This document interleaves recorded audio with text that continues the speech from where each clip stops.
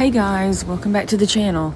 Okay, so this video is a point of view from my recent visit to Fort Macon.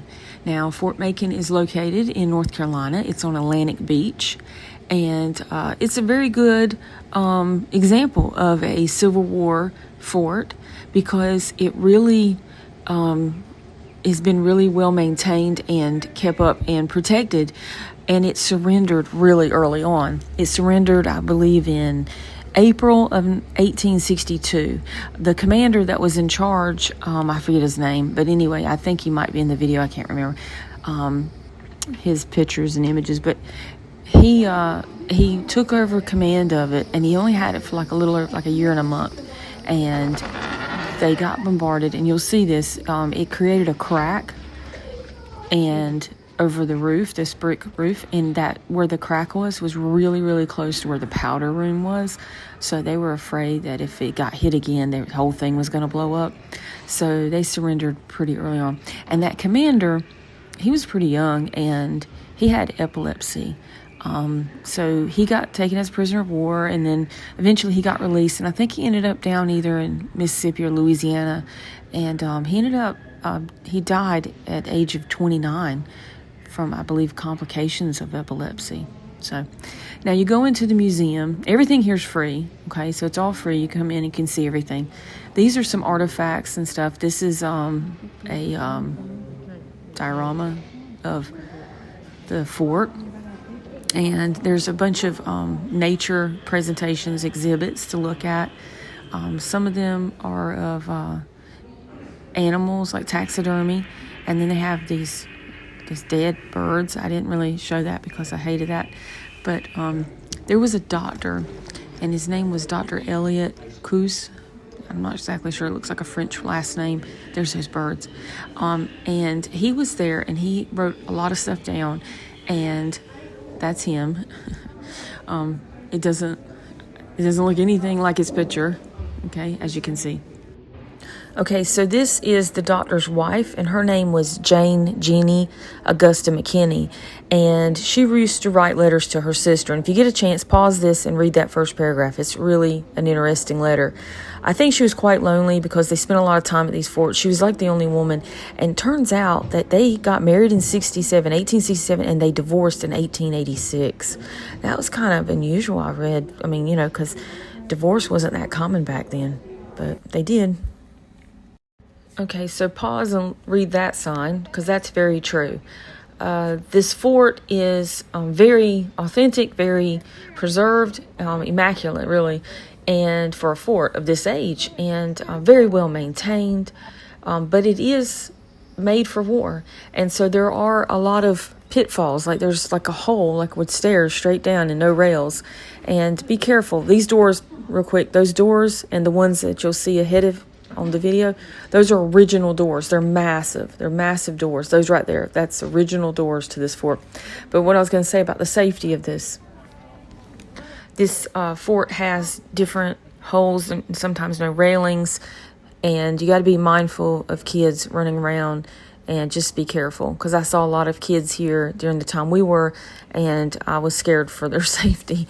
But anyway, this fort has these different rooms, and you can go in different ones. Sometimes there wasn't anything in these sections, and sometimes there was a whole presentation. There's the pump well for the fort. There's no water coming out, but of course I had to use it to see what was going on. But yeah, there's different, there's lots of cannons set up, and those have all been, donations, and they said it costs so much to put those cannons there. Like, they have to raise a lot of funds, and this is a free place, so all that is by donations. Friends of Fort Macon, and you can buy for certain things. There's coins that you can buy, and those coins are like you get a certain coin if you donate $25. If you donate $30, you get a different kind of coin, something like that. That's where they would have ate, and they had their food. I'm sure they would have ate other places too, but this is how it's set up for us to see. That room was dark in there, and of course I had to go look in there and see what is in this dark room. What is this? It looks very spooky, and there's nothing in here. That turns out that's where I think they kept the powder, the magazine, the ammo stuff. And on the other side, the reason why I think that's where the powder was, because that crack in the ceiling is what caused them to surrender. They were getting bombarded. They weren't going to surrender. And Colonel Moses White, who was in charge of the fort, that crack, he said, we have to or we're going to blow up. So they did. So they surrendered pretty early on. And that's what led to it, was that crack that's there now.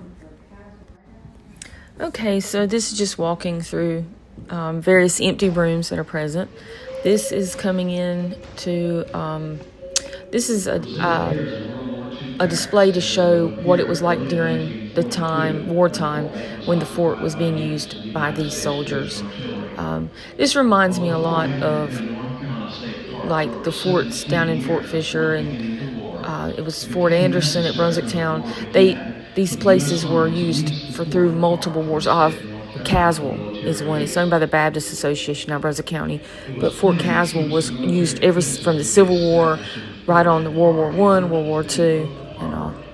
But they do a really good job to show you. And you push the button, and there's a narrator that comes on and tells you. These are some of these treacherous stairs that you can climb up to get to the top. I don't know what these terms are, but anyway, it's up there where there's some more cannons.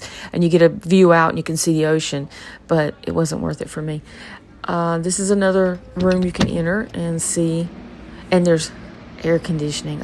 So nice. A lot of good air conditioning in here. So if you get too hot, just walk in one of these rooms and take you a break. Get you some air. At the beginning of the war between the states, 1861. And it's very informative. They do a great job.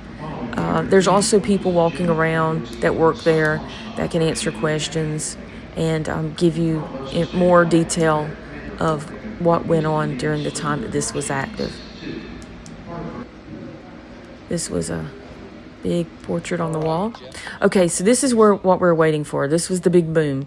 So at 4 o'clock on Wednesdays, they do a cannon fire.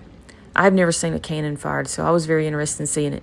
The guy there in the big hat, he gave a very, very long, detailed speech. The people who actually set it up and do the firing of the cannon are personnel from the nearby U.S. Coast Guard. And they did a great job. There was kids, though, and they were hot, and they were crying, and everybody was ready for this to happen. But it was so loud, and they tell you to cover your ears. But there it is. There's the big boom. And, of course, I jerked and moved the camera. But go if you can. And as always, guys, keep seeking. Bye.